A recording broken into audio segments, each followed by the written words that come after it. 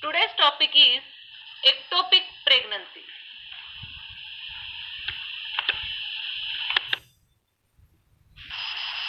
Now the definition. When the fertilized egg implants outside the inner lining of uterus is called ectopic pregnancy. So the normal site of pregnancy is the endometrium, which is called as a decidua. But if the engagement of the egg if occurred other than the endometrium, it may be in the myometrium or the parametrium or other than the uterine cavity, that means maybe in the interstitial space, maybe in the tubes or ovaries or extrauterine, that is abdominal, by any means, if the fertilized egg implants outside the inner lining of the uterus is called ectopic pregnancy.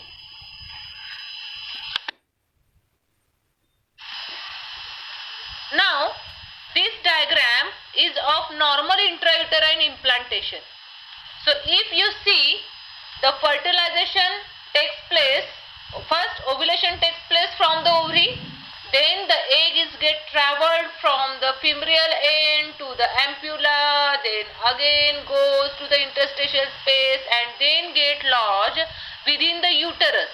It may be lodged in the fundoanterior region or slightly downwards, that is the anterior lateral region. So this is the normal type of engagement or the implantation of the fertilized ovum which happens in the normal pregnancy, normal intrauterine pregnancy. Now this diagram shows the various types of abnormal sites of pregnancy, that means the sites of ectopic pregnancy. And here according to percentage of occurrence, if we see, then start with ampullary region or the tubal region, the sites of the tubes. Ectopic pregnancy, it is more common type is a tubal pregnancy. So here femoral type, if it lies within the femoral end of the tube. Ampullary ectopic pregnancy, that means it lies in the ampulla. Ischemic type of ectopic pregnancy, if the pregnancy or engagement of the product is at the ischemic level. Interstitial ectopic pregnancy, that means there is a engagement of fertilized egg at the entrance point of tube where the tube get open within the uterus. Another rare types are related to the ovarian type of ectopic pregnancy where the fertilized egg gets self-engaged within the ovaries itself. Then intramural space where the fertilization or engagement, implantation of the fertilized egg takes place into the muscular layer. Maybe if the abortion procedure is going on but due to the cervix is closed, then the fertilized egg get implanted in the lower segment of the uterus or the cervical region. So if it goes to the lower segment and get attached to the old scar, so there may be the cesarean scar ectopic pregnancy. Then if it lies within the cervix and gets start to implant there, then it is called as a cervical type of ectopic pregnancy. And if these are the all primary type, but if there is a rupture of the uterus by any means and inside the tubes or the myometrium get impacted, then the internal product will be lodged outside in the peritoneal cavity, which may lies into the secondary type of ectopic pregnancy. Mostly it is called as a abdominal ectopic pregnancy.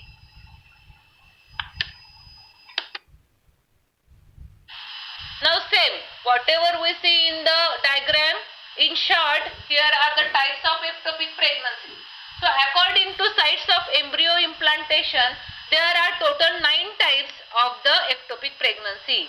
And according to rate of occurrence, the numbers are first ampullary, which is the commonest type of ectopic pregnancy, ischemic type, femoral type, togetherly called as a tubal type of ectopic pregnancies, interstitial, then abdominal, ovarian, cervical, intramural and the scar site ectopic pregnancy.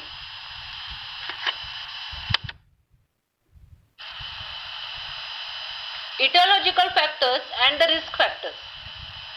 First etiological factor, that is the past history of ectopic pregnancy. A patient having a past history of the ectopic pregnancy, there are the chances of recurrence.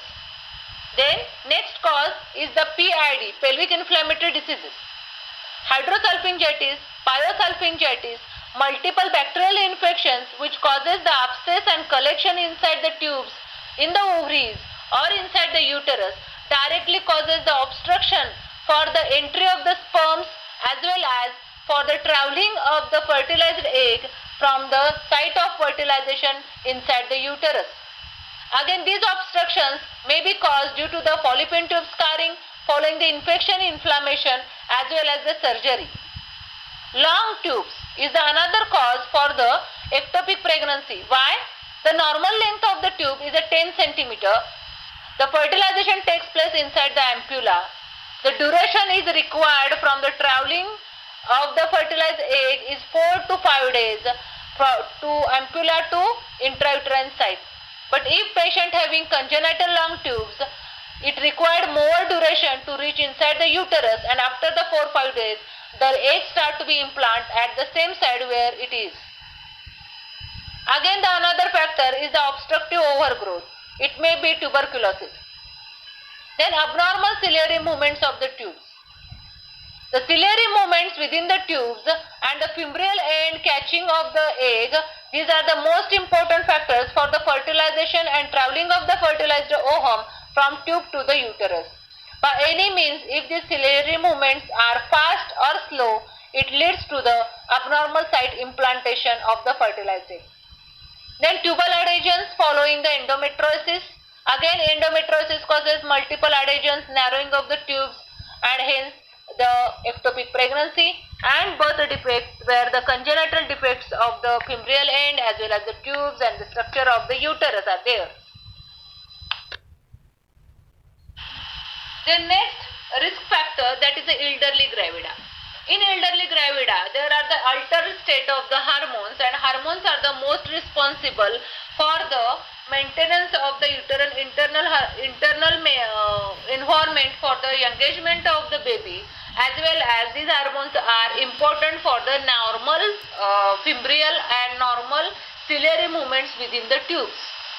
Then history of recurrent abortion. It may be most cases of illegal abortions where there are the septic conditions which causes multiple tubal adhesions or infections may leads to the ectopic pregnancy.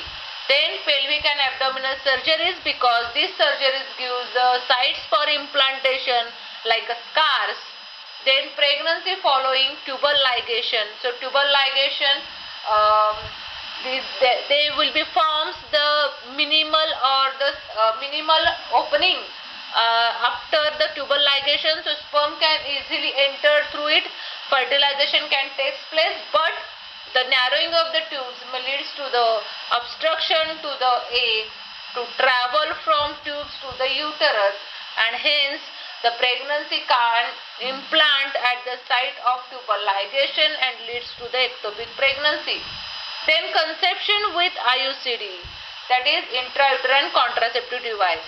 If the patient having a pregnancy with the copper T get occupied the intrauterine space and hence avoid the entry or avoid the space for engagement of the baby. So it may causes the tubal ectopic pregnancy as well as the cervical or lower segment pregnancy. Then conception following prolonged treatment of infertility. Again, the hormonal changed status is responsible for ectopic pregnancy in these cases. History of sexual transmitted diseases.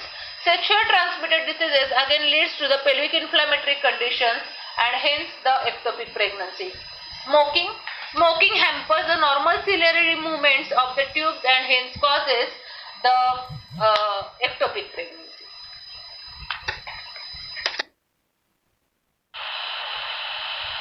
Though the risk factors, etiological factors are common to the all type of ectopic pregnancy, the abdominal pregnancy having some additional risk factors. So first, go for the definition of abdominal pregnancy. When the fertilized egg is growing and developing outside the womb in the peritoneal cavity is called abdominal pregnancy.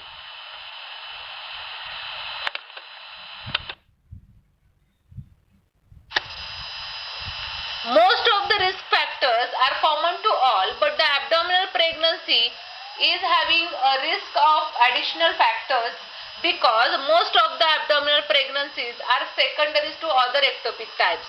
So those factors will ruptured ectopic pregnancy like ruptured tubal pregnancy, ruptured ovarian pregnancy, ruptured old uterine scar, and shifting of the embryo in the peritoneal cavity from the ruptured area.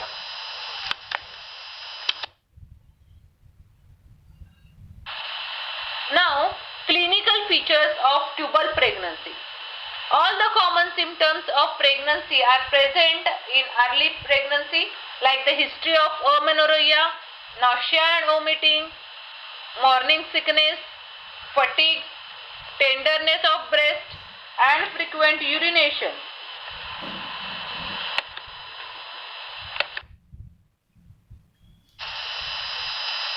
Other clinical features develops as the pregnancy grows, rupture, and depends on site of pregnancy, the sites of hemorrhage, which nerve get involved in the irritation followed by the hemorrhage. So these clinical features are, first start with abdominal pains.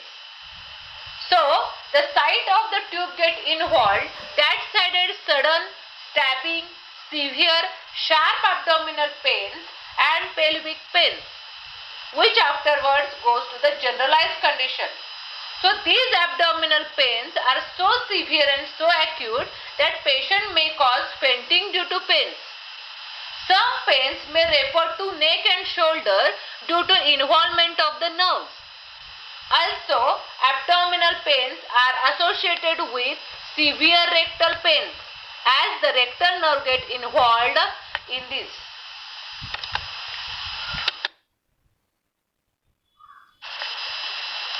Next clinical feature will be excessive vaginal bleeding. The signs of warning hemorrhage. The patient shows some PV spotting in between in the early pregnancy, followed by bouts of profuse dark bright red bleeding from the vagina. It indicates the ruptured ectopic pregnancy, which this bleeding starts and stops frequently. As the hemorrhage going on increasing, the patient shows signs of severe anemia. So sudden pain and severe anemia togetherly causes collapse with extreme pallor, hypovolumic and hemorrhagic shock.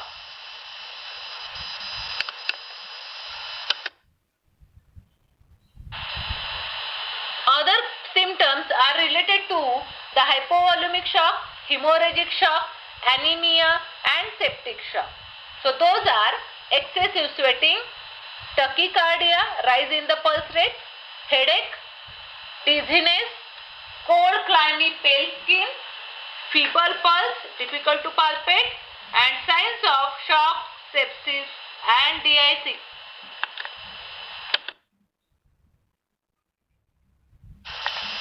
Now after the clinical features or the symptoms of the ectopic pregnancy, go for the signs on examination. So if we check the per abdominal examination of the ectopic patient, there is a severe tenderness and gardening. It also shows adrenal tenderness in the patient. PV examination of the patient shows severe cervical tenderness, and per rectal examination shows rectal tenderness. These are all due to the internal hemorrhage, the irritation of the corresponding nerves and the corresponding area involved.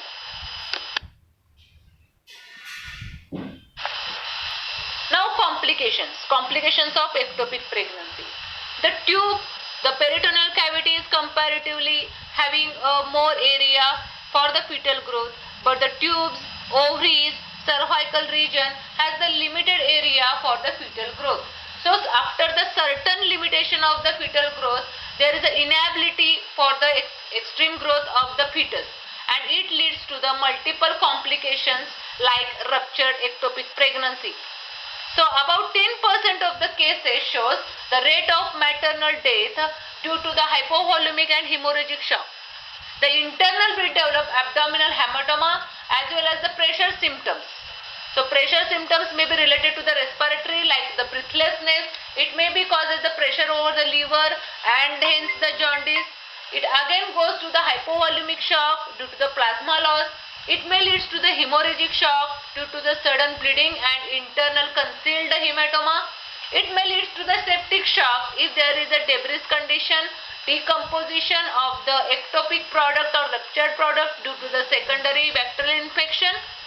It may lead to the uterine rupture at the site of the scar, or it may lead to the tubal rupture if it is related to tubal ectopic pregnancy. If the product or a blood clot may lodge into the other circulating vessels, it may be leads to the pulmonary embolism and other DVTs.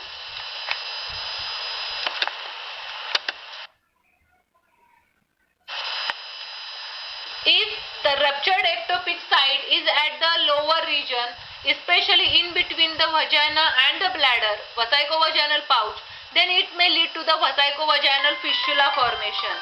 If this leads to the posterior wall of the vagina or the lower segment of posterior lower segment of the uterus and the rectum, it may develop the rectovaginal fistula. If the uterus gets ruptured and the pregnancy gets dislodged from intrauterine space to the extrauterine space into the peritoneal cavity, patient may land into the abdominal pregnancy. The permanent rupture of the tubes, the permanent rupture of the uterus and the ovary loss may lead to the infertility. If in part of ectopic pregnancy, patient has to remove the total uterus, the patient may goes into the sterility. The permanent loss of the tubes while laparotomy is another cause for the permanent sterility.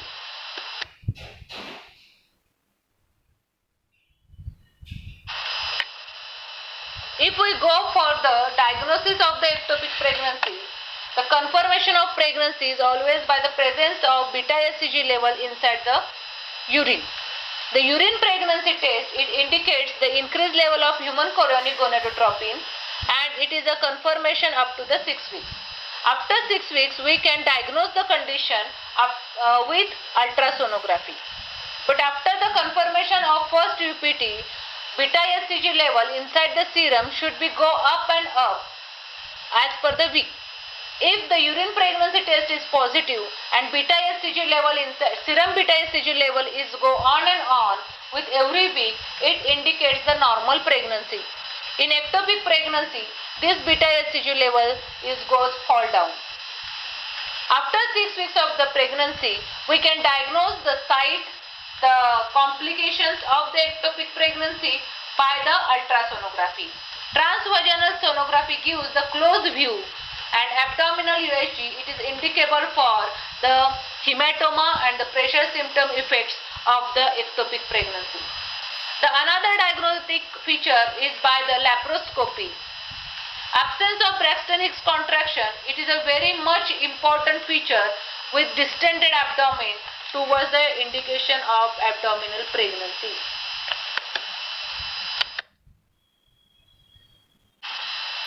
Now management for the ectopic pregnancy. In early ectopic pregnancy, where the rupture is not taken place and the ectopic is without bleed, injection methotrexate is the most important management to dissolve the product at that site. It stops the cell growth. It also dissolves the product of the conception in early stages. It is indicable around up to the 6 weeks of the pregnancy. For this, we have to confirm the action with the regular interval beta HCG level checkup. Decrease in the level day by day after the injection, it indicates that injection is working. In some time, the repetition of injection is required. So, injection methotrexate can be given for restriction of the ectopic growth and the site dissolution of the product within the early pregnancy, that is before 6 weeks of growth.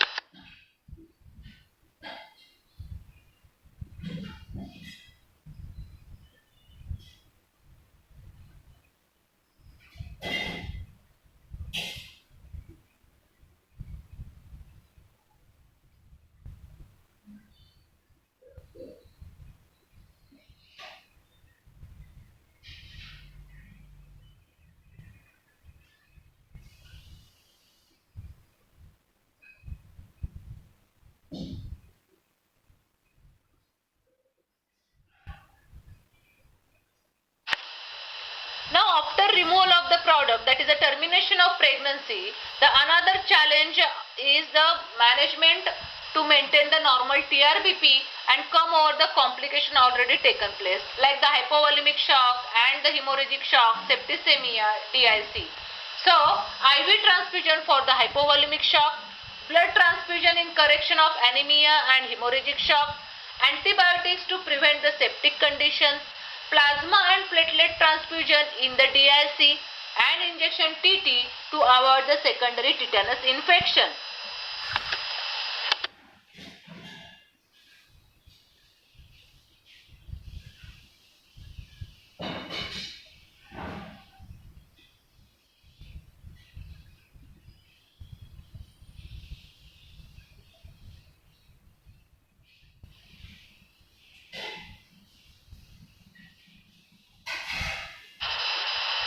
Now the homeopathic management. As the acute ectopic pregnancy rupture is the acute emergency and surgical termination of pregnancy is necessary as early as possible, there is a limited scope of the homeopathy other than the symptomatic management. But there are some drugs which acts like a methotrexate and has the ability to dissolve the conceptive product, but the same in the early pregnancy before 6 weeks. So first remedy is the Hiparsulf. It like the methotrexate, Hiparsulf have a great ability to absorb the abscess, collection and ectopic product. The patient having characteristic sour, cheesy PV discharges, a particular chili patient, hypersensitive and aggressive.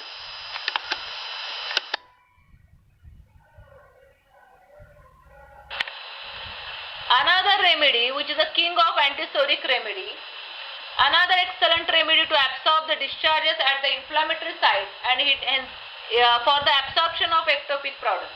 It also subsides the burning, right-sided pains, constant hot burning, PV discharges in the pelvic inflammatory diseases. It is also useful in the septicemia following the ectopic pregnancy rupture.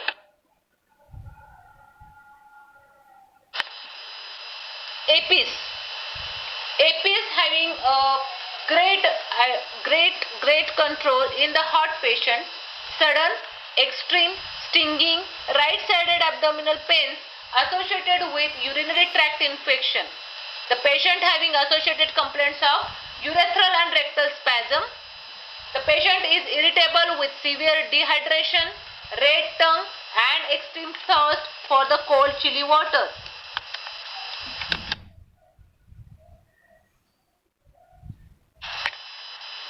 Aconite. Aconite, it is an acute remedy, sudden, acute, extreme abdominal pains due to the ruptured ectopic pregnancy which causes shock and sudden fainting of the plethoric, active and sensitive patient. Other remedies can be indicable in treating the symptoms of the patient, especially the symptoms of shock, sepsis, anemia, pelvic inflammatory diseases and the DIC. Thank you.